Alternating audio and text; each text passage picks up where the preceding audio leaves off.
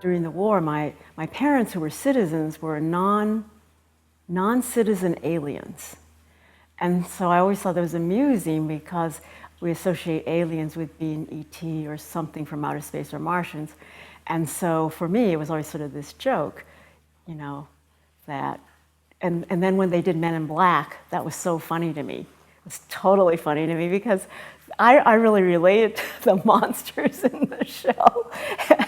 And so Men in Black was one of my favorite shows. I thought it was just funny. In the years that I did the theater, there was a lot of, yellow peril threat.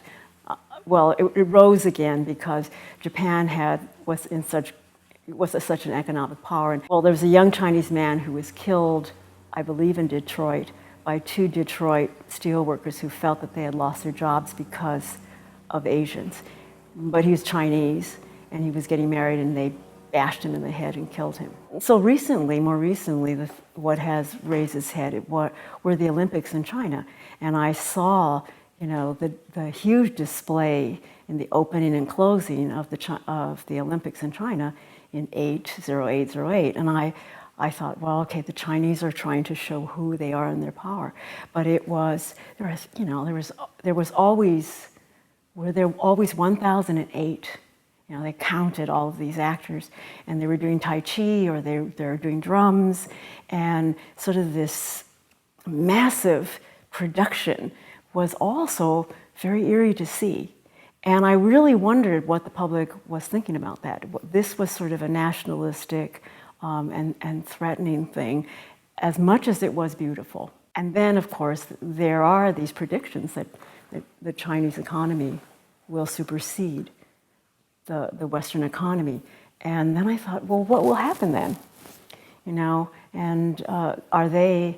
what will China be in relationship to the United States or this so-called superpower? I wouldn't say, I'm not very savvy in all of this, but I'm watching all these things, and I'm watching the kind of fears of immigrants, the fear of terrorism, the kinds of repressive measures and surveillance that are being taken on in order to control. That harkens back to a previous internment of my own parents who were incarcerated during the war because they were non-citizen, they were citizen, non-alien, whatever they were.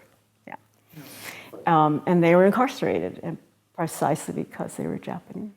When I was growing up, I thought Spock was kind of an Asian character. And then Data was really an Asian character. He's kind of an autistic character in the sense that he's a cyborg, so he's a robot. So he has incredible intelligence, but he has no human emotional, he has trouble having an emotional, understanding, emotional, feelings. And those stories get reproduced. So the cyborg gets reproduced maybe as an autistic human, but also as a servant.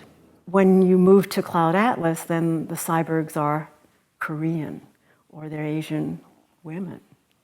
And then they're useful. And then they're replicated again and again and again. And so you begin to think about, well, what are we really saying? And what's masked behind this? And why, who are these folks? They're the enemy.